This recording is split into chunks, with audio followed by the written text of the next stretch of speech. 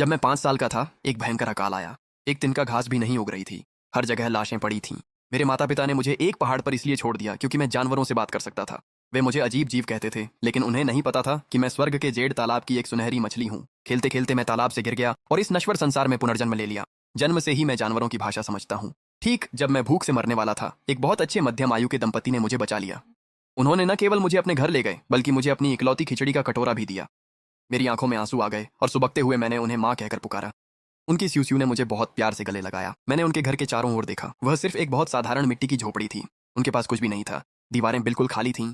उनके पास जो एकमात्र कीमती चीज थी वह एक बूढ़ा बैल और एक शिकारी कुत्ता था जिसका नाम दावांग था। अगली सुबह जब जियांग शान मुझे घर दिखा रहे थे, तभी अचानक हमने दावांग को दर्द में कराहते हुए सुना। दावांग जमीन पर पड़ा था। उसका मुंह बहुत खुला हुआ था। वह बहुत मुश्किल से सांस ले रहा था। उसकी जीभ लगभग जमीन पर घिसट रही थी। ऐसा लग रहा था कि वह ज्यादा देर तक नहीं टिक पाएगा।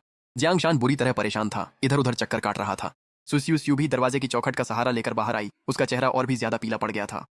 प्रिय, अब हम क्या करें? क्यों ना हम उसे 30 ली दूर वाले पशु चिकित्सक के पास ले जाएं? अब समय नहीं बचा है, मैंने अचानक कहा। मैं दावांग के पास झुक गई। मैंने अपना कान उसके मुंह के पास लगाया। मेरे माता पिता को लगा कि मैं पागलपन कर रही हूँ, लेकिन मैंने सिर उठाया और बहुत गंभीरता से कहा, पापा, दावांग कह रहा है कि उसकी गले में एक हड्डी फंसी हुई है। अगर हमने अभी वह नहीं निकाली तो वह मर जाएगा। जियांग शान स्तब्ध रह गया।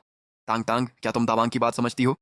ये तो विज्ञान कथा जैसी बात है। लेकिन जब उसने देखा कि दावांग और भी कमजोर होता जा रहा है, तो उसके पास कोई और विकल्प नहीं बचा था। वह कुत्ते को लेकर पशु चिकित्सक के पास जाने ही वाला था, लेकिन मैंने उसे रोक लिया। पापा, सच में अब समय नहीं बचा है, मुझे कोशिश करने दो। बिना किसी को प्रतिक्रिया देने का मौका दिए मैंने दावांग की गर्दन पर हाथ रखा, उसे धीरे धीरे मालिश किया और अचानक पुफ, उसके मुंह से थोड़ा खून लगा हुआ एक हड्डी बाहर निकल आई।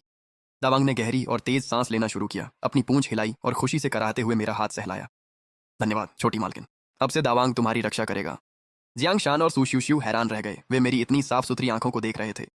अचानक उन्हें समझ आ गया, जिस लड़की को उन्होंने अपनाया था वह कोई साधारण लड़की नहीं थी।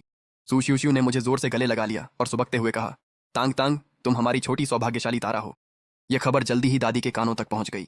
बुजुर्ग महिला अपनी छड़ी के सहारे कांपती हुई हमारे लिए 2 अंडे लेकर आई। उसने मेरा हाथ पकड़ लिया और छोड़ना नहीं चाहती थी।